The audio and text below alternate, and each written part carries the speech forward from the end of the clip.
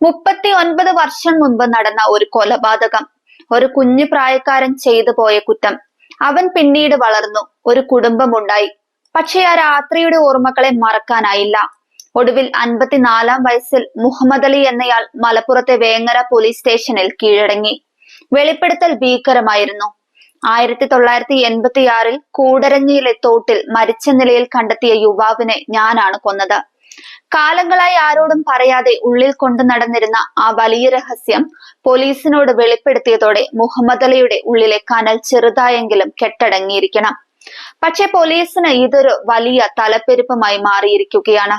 116/86 register ചെയ്തിരുന്ന case file പൊടിതട്ടിയെടുത്ത പോലീസിന് ഇനി കണ്ടെത്തേണ്ട ഏറ്റവും പ്രധാനപ്പെട്ട ഒന്നുണ്ട്: മരിച്ചത് ആരാണെന്ന്.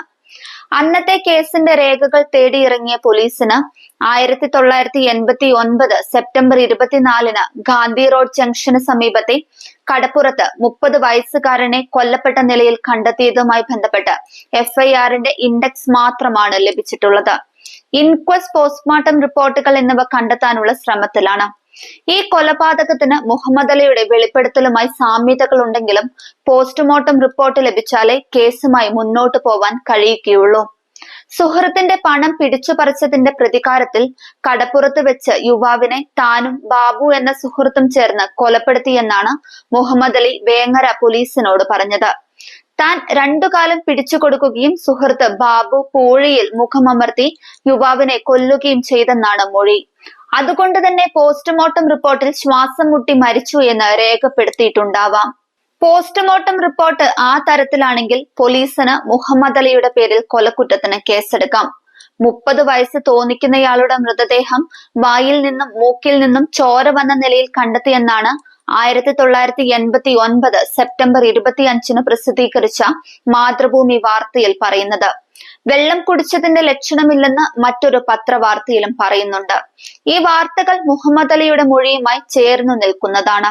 ആദ്യം അസ്വാഭാവിക മരണമെന്ന നിലയിൽ രജിസ്റ്റർ ചെയ്ത കേസ് പിന്നീട് കൊലപാതകമാണെന്ന് തെളിഞ്ഞതോടെ കൊലക്കുറ്റം കൂടി ചേർത്ത് FIRൽ മാറ്റം വരുത്തുകയായിരുന്നു. കൊല്ലപ്പെട്ടയാളും കൊലപാതകിയെയും ഇതുവരെ തിരിച്ചറിഞ്ഞിട്ടില്ല.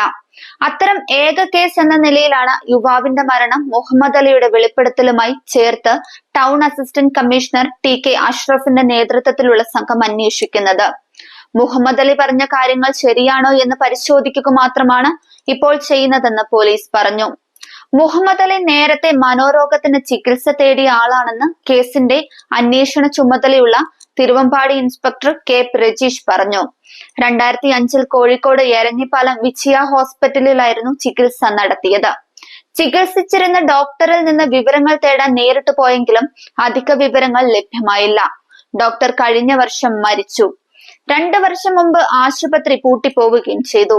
നേരത്തെ നേരിയ മാനസികാസ്വാസ്ഥ്യമാണ് ഉണ്ടായിരുന്നതെന്നും കൊലപാതകങ്ങളെ കുറിച്ച് പറഞ്ഞതിന്റെ സാധൂകരണം സംബന്ധിച്ച് കൂടുതൽ അന്വേഷണം നടത്തിയാലേ പറയാൻ കഴിയൂ എന്നുമാണ് ഇൻസ്പെക്ടറിനും പറയാനുള്ളത്.